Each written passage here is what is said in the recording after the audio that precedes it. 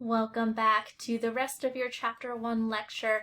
By this time, you should have already reviewed the transactional communication model, learned a little bit about its impact, and now we're going to get into understanding a little bit more about different communication principles and how we should continue to frame the way that we're studying communication in this class.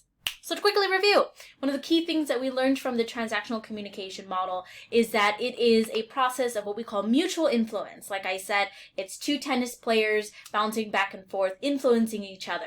What one person does influences how the next person reacts, right? It also is then therefore a process of interdependent behaviors, meaning that how the other person communicates to us influences the way we react. That's called interdependency, right? These behaviors are interlocked with one another. It's also a uniquely created phenomenon, meaning that every time you create something, you say something, it can't be resaid multiple times. One example is, I love you, right? The words I love you might stay the same for you as you progress through a romantic relationship, right?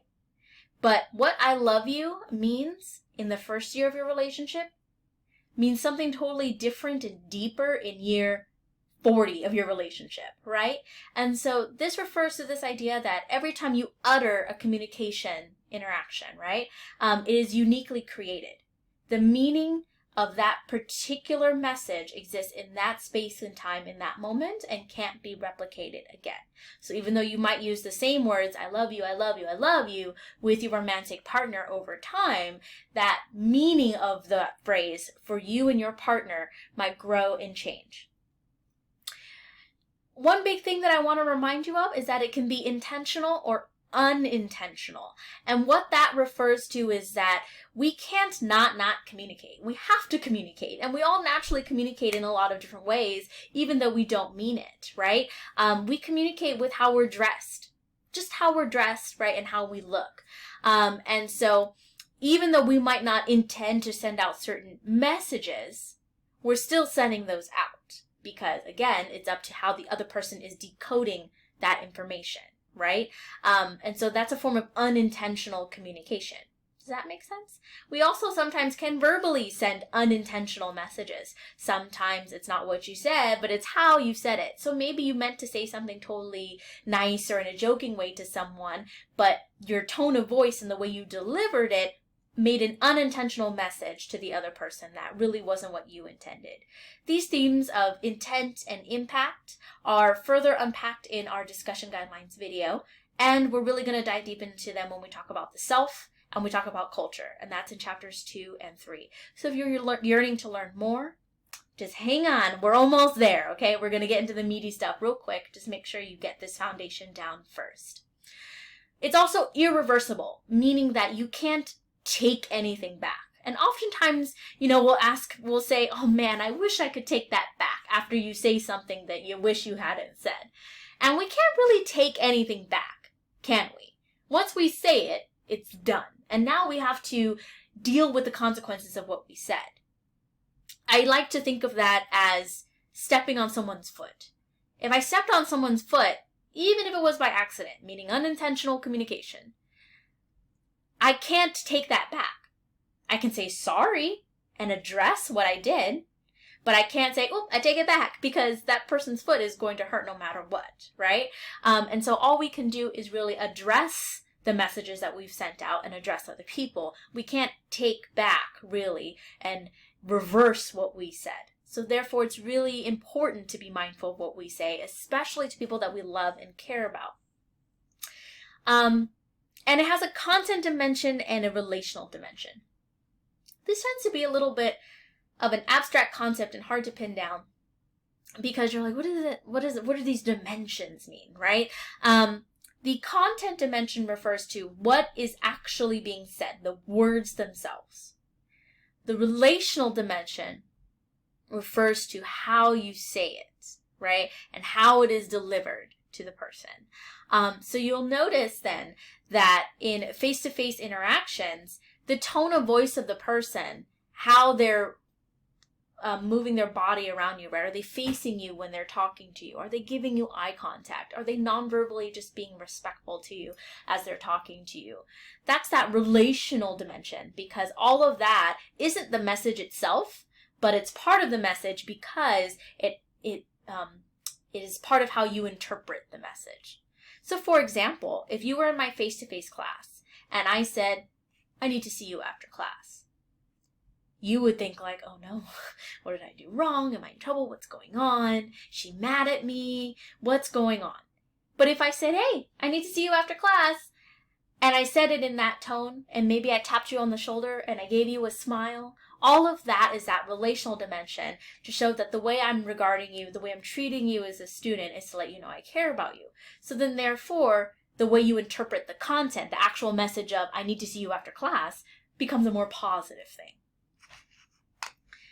So, with those principles being out there, now let's transition into how that works into relationships. As I said in my earlier lecture on chapter 1, we are not a public speaking course. We are a course that is focused on interpersonal relationships, one-on-one pairs of relationships. How do you use communication to create and maintain relationships? And so now let's apply a lot of the principles we just learned into how we understand relationships. So the first one is that interpersonal relationships are really unique. Just like with communication, every relationship that you create with someone has its own unique flavor, right? You might have a lot of friends, but you might have like that one friend that gives really good advice and that one person that you like to do this with, right? And your relationship with them, even though it's a friendship, just like all the other friendships, is very different, right? It has a different flavor. And their relationship with you is a little bit different as well than all of their other friendships, right? Every friendship, every relationship we create is different.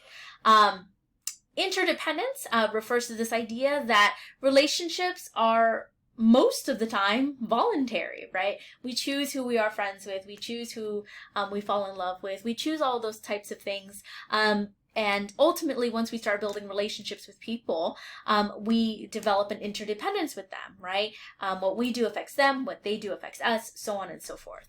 It also involves something that we call self-disclosure. So this is this idea that you develop a relationship by sharing with other people things about yourself that maybe aren't readily available to everybody, and that aren't easy to find. Self-disclosure is important because it helps develop the relationship further. If you were on a first date with someone, and then by the 5th date, you still haven't learned, where they grew up or what they do for work or what at least one hobby is, you'd be like, where's this relationship going, right? Relationships progress by how many intimate details we learn about another person, right? When we learn new things about people that maybe they wouldn't really tell everybody else, or maybe they would only tell a select group of people, our relationship with them becomes deeper and more meaningful, right, for both people involved. Self-disclosure, though, has to be reciprocal, meaning that both people have to do it. One person can't be pouring their heart out and the other person just not ever reveal anything about themselves, right? It's a two-way street in that regard. It also has to happen in the right context. Remember I said before in our first video lecture, the first half of this, I said, I'm going to bug you guys about context over and over and over. Context is so important because, like I said with my metaphor about plants and soil, you have to self-disclose at the right time in the right place. Maybe a first date is not the best time to tell someone your deepest, darkest secret. Right? Maybe don't self-disclose that right out the gate. Maybe wait, right, until you guys get to know each other a little bit more. So self-disclosure is also contingent on time and place and context. Interpersonal relationship also gives us something called intrinsic rewards, which is that we just like being in relationships. We get some sort of internal reward that's more than just money or material items, but we get the companionship, we get the love, we get the attention, we get the social interaction, we get all of those rewards, right, as part of being in a relationship. So there are a couple things, though, that I want to eliminate when we're talking about communication. And that's really because there's a lot of communication myths or misconceptions out there that are just not true, but definitely have permeated the way that we think of communication as a society. So I want to take a moment to cover them here. Excuse me while I drink some tea, because lecturing in this particular channel, as I said before, is a little bit more exhausting, because in my face-to-face lectures, I get a time for a break, and here, I'm just always on. So excuse me. Thank you. All right, so the first communication misconception, or myth, as I like to call them, they're just myths, is that all communication seeks understanding. It does not. For those of you who have had conflicts with other people because of communication, you know that communication doesn't always help us understand more about something. And that's not really the role of communication. Communication isn't just for us to learn things and understand things, although that is a big role. One of the biggest things about communication that we use it for, as we go back to the needs that we talked about in our last lecture, one of the biggest reasons we utilize communication is to maintain social roles and to express our sense of identities and to create communities. One little tiny example of that is when you are at work, for example, for all my students at work out there, you might bump into another coworker, and that coworker might be like, "Hey, how you doing?" And you might be like, "I'm good, how are you?" And then they'll say, "I'm good, how are you?" And that'll be it. Both of you are probably, having a horrible day, maybe, and maybe you're not good. But guess what? When someone says, "Hey, how are you?" at work, you usually say like, "Oh, I'm good. I'm doing great. Everything's great. Everything's good." Even though you might not be totally good and not great. Why is that? Because that's a communication ritual that we've just learned to do. To be polite. Right? It's a ritual to show the other person that you are a polite human being, right? That you are participating in this community. When someone asks, "Hey, how are you?" at work, they're not really asking you to pour your heart and soul out about all the things that are like ruining your life right now. They're just asking out of courtesy. So that's an example of how all communication doesn't necessarily seek understanding. So this first myth right here, isn't true. Communication like, "Hey, how are you?" isn't necessarily to seek understanding, but more to be polite and to be courteous and respectful in this communication ritual that we have, right? If you are native Californian as I am, again, I was born in Vietnam, but spent 99% of my life in California, Southern California specifically, you'll find that we do this a lot in California.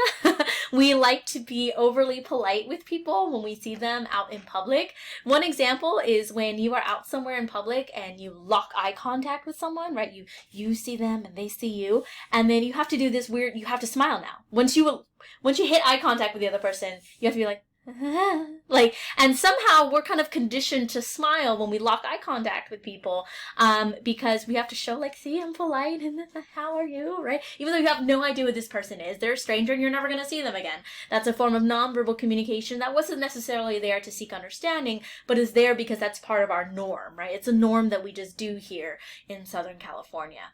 And I didn't really realize what a norm it was until I went to New York. I just started smiling at people that I would see, on the subway or just out somewhere, and I'd be like, "Hi," and they could totally knew I was a tourist because of that small little nonverbal tick that I had. The second one is more communication is always better. No, it is not. One of the interesting things that I think is always funny to me when I hear it is when people are in conflicts of any kind, they'll say, "You know what? We just need to communicate more." And a part of me is like, you don't need to communicate more, because it seems like what you're already doing is pretty destructive and not working. You need to communicate more efficiently. You need to communicate more competently. You don't need more of something that's bad, right? So having more communication isn't always better. It doesn't actually always help. It's not something that you should always strive to do. And so what you want, of course, is efficient, productive, and appropriate communication appropriate to that context. You don't necessarily need to just have more communication. All of those of you who have been in romantic relationships who have said this, you may understand this firsthand, right? The third one is that communication will solve all problems. No. If anything, sometimes communication is the root of some problems, right? And when we're not using, it's a skill, just like anything else, just like cooking, right? Just because you cook, that doesn't necessarily mean that you're going to create a dish that's delicious, right? And so just because you communicate, that doesn't necessarily mean that you're going to create a communication interaction that is positive or productive or helpful. And so communication isn't there to solve all your problems. It's definitely a tool, right? It's something that you use. But if you don't know how to use it correctly, it might add to your problems than solve them. And the last one is effective communication is a natural ability. While some people might be born or more gifted with the talent of communication, it's still something that you have to cultivate and something that you have to learn to develop and grow over time. It's not something that you just get. I think of it the same as being someone that can play an instrument. Maybe you were born with that natural predisposition, that natural talent, right, to play the piano. But you still got to learn how to play it, right? You won't automatically know. So effective communication is not just a natural ability that you have. So for those of you who may have walked into this class with the mindset of, well, I'm not a very good this, and I'm not a good communicator at that, erase all of that. Because guess what? None of us start out as good communicators. None of us start out as competent communicators. We all have to learn and develop this skill. So you may have noticed that in this lecture, I've been saying the word communication competence a lot.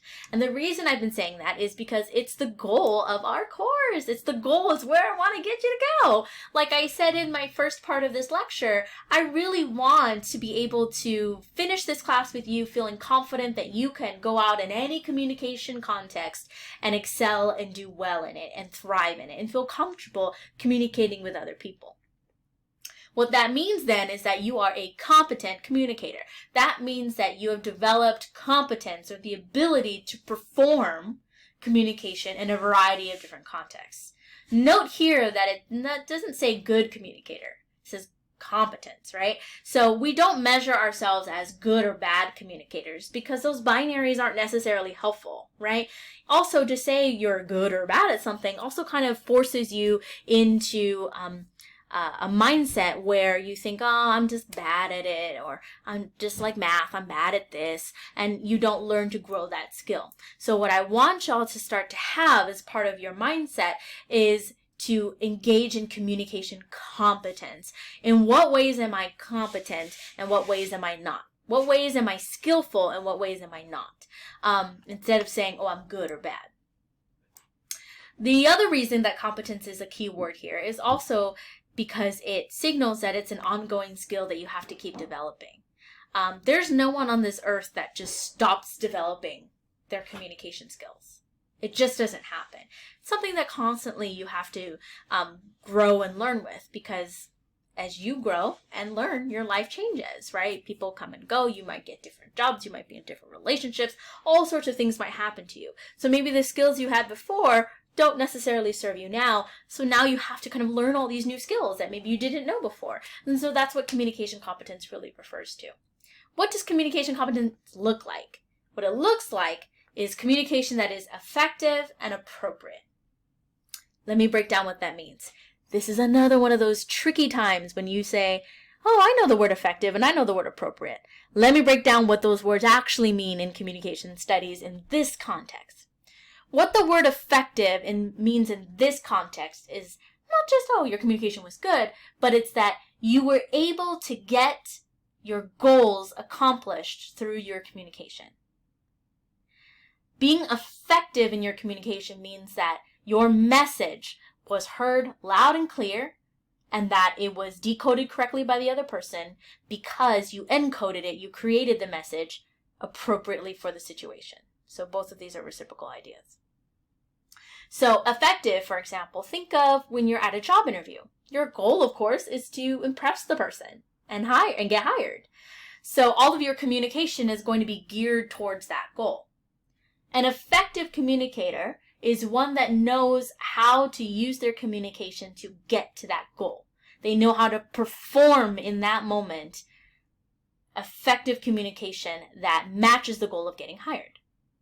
That has to be combined with appropriate. So your message itself has to be quality, right? It has to be a product of strong words. It has to be a product of great delivery, non-verbally, and it also has to be appropriate, meaning it has to match the context that you're communicating in.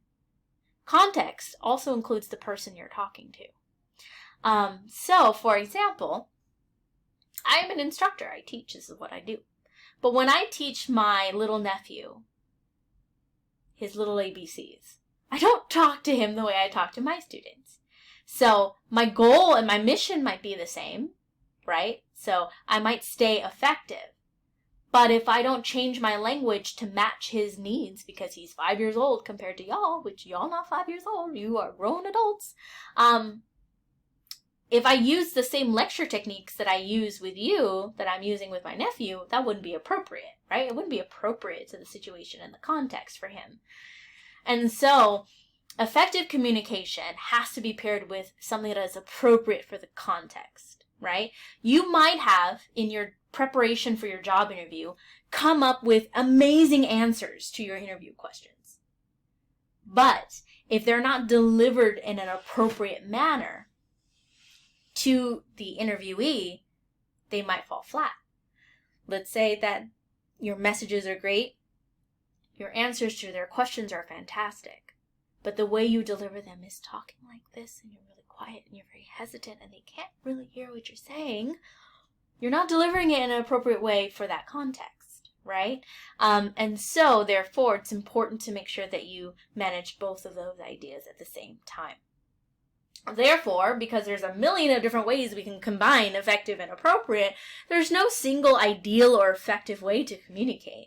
Anyone that would tell you that they could just train you to be a great communicator overnight is not taking these factors into consideration, right?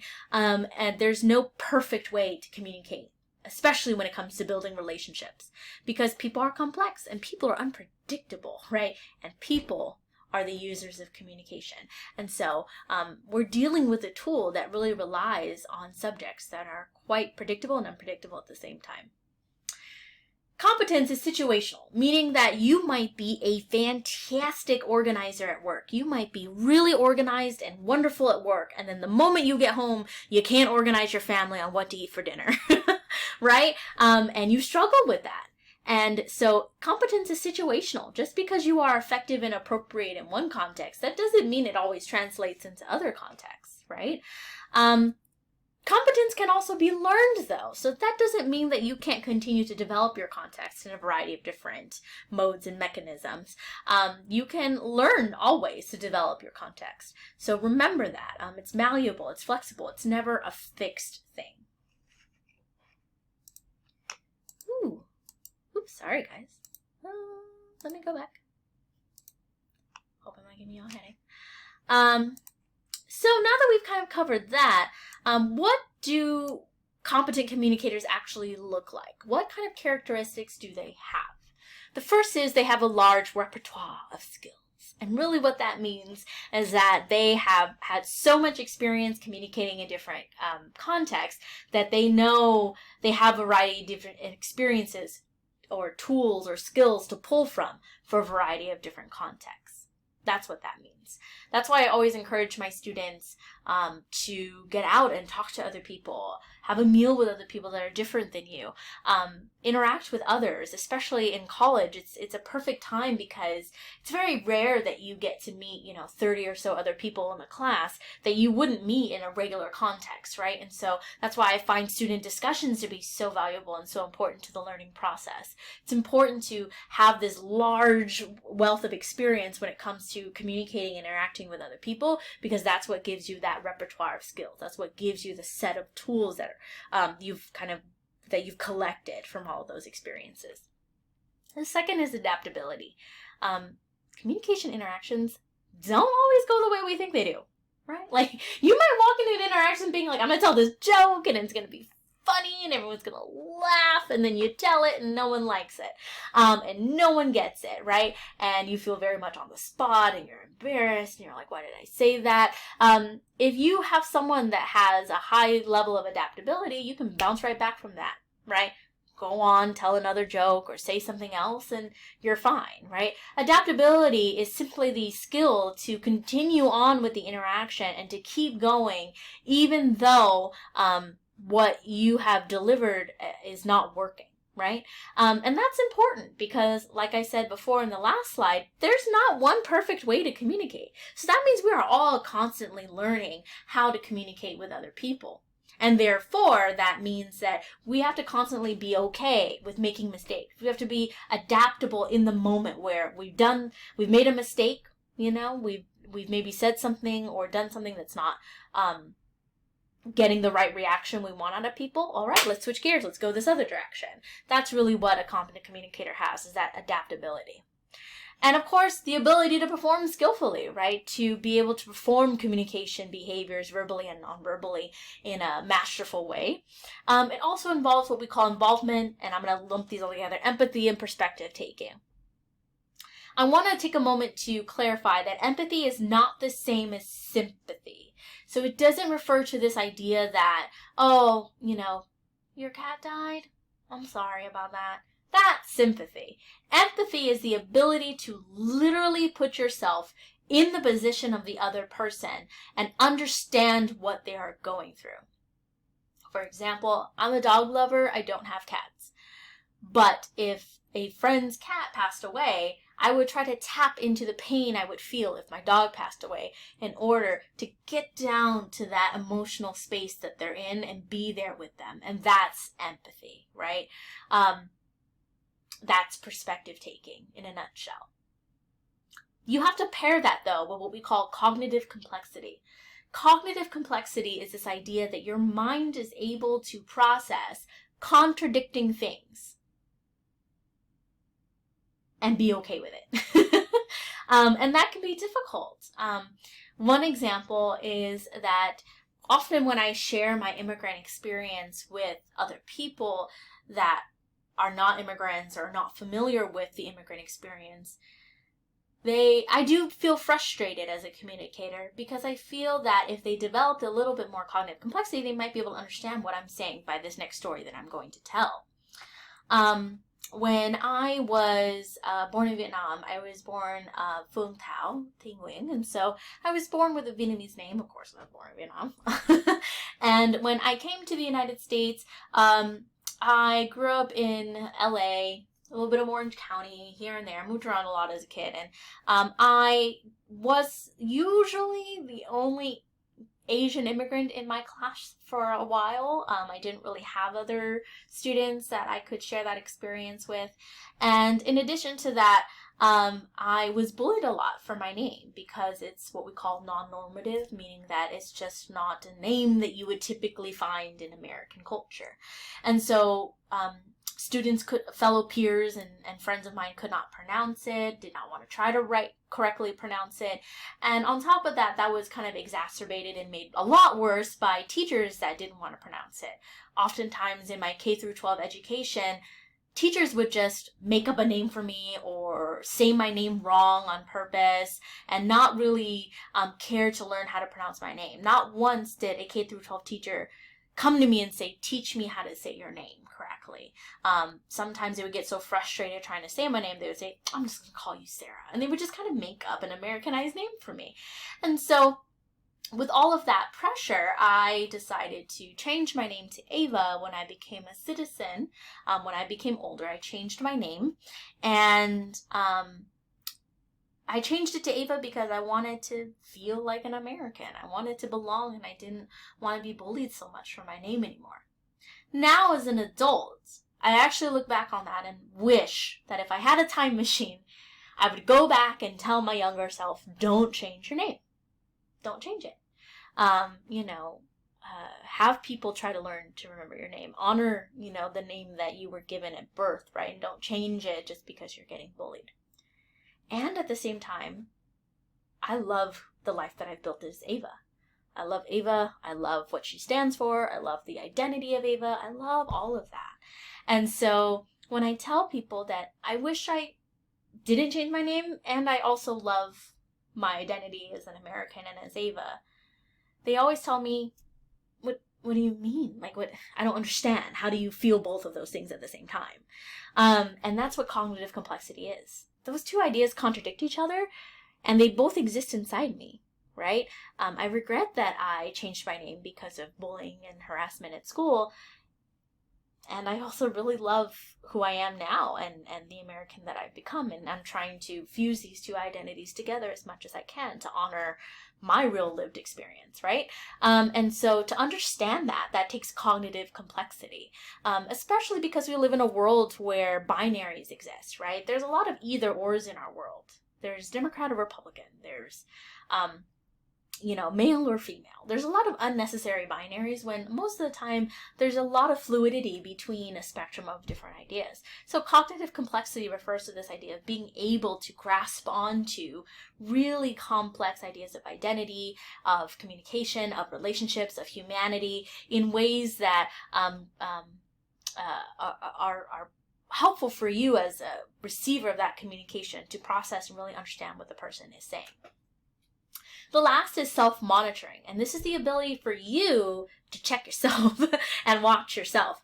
And often, I think all of you have engaged in self-monitoring at some point in your life when you are speaking and you are very self-aware of what you're saying in a moment. You are practicing self-monitoring. This is when you monitor and watch yourself and you're mindful of what you say and how you're behaving and how you deliver your messages. That is what self-monitoring occurs. So these are all the characteristics of a person that is a competent communicator. They have all of these abilities. As you look at this list, self-reflect on what skills you think you have already and what skills you think to develop more. The skills you think you need to develop more, make those the focus of how you approach the readings of our course, and make those the focus of your goals of what you're trying to get out of this course. Lastly, I want to quickly cover social media. I want to talk about social media a little bit because, of course, it's such a pertinent subject now. A lot of how we interact now is social media, and how the world operates and hums and spins on a regular basis is through social media. But there's a couple of aspects of social media that, as a channel, make it a different context or a different soil for communication to blossom and grow in. The first is that it's leanness. As I said before, things like Twitter have a really short character count. You're going to get like 4 sentences right out of Twitter versus something else. You're going to get a very limited amount of information on social media most of the time. On Instagram, you might get a picture, right? A picture of that person eating their brunch and not the 700 other selfies that they took that they didn't want you to see, right? So there's that idea of leanness where it's just this very minimal amount of information and space that you're getting on social media. The second is asynchronicity. This is actually what our course is. Our course is asynchronous, meaning that you are watching this lecture right now, probably in your jammies or after work or whenever, and you are watching it on your own time, and this is not live. So if you have any questions right now, I can't answer them for you. So please come to my office hours. But asynchronicity refers to this idea that someone can post on Instagram and then leave and then come back and read their post later, right? And remember, because every communication interaction is unique and different, that person coming back to read their post again reads it and interprets it in a different way than if it was said in person, right? And so that the time lapse between communication happening, right, between messages being sent, affects how affects the decoding of that message. Think of, for example, text messages. The fact that you can get them in a delayed fashion, the fact that you can reread them over and over and over again, right, affects the way that you interpret things. And that leads me to my final point, which is permanence. As I've said before, what goes on the internet tends to stay on the internet. So we have to be mindful of that. And that idea of permanence, that once you put a message out there, it can kind of be there, right, for people to read again and view again and see again and all those kinds of things and screenshot and look at later, adds a different layer to that interaction. Because every single time a person rereads a message, they're rereading again as if it's a new interaction, right? Because all the emotions, the context, the environment that they're bringing with them influences how they're interpreting the message over and over again, even if it's the same message.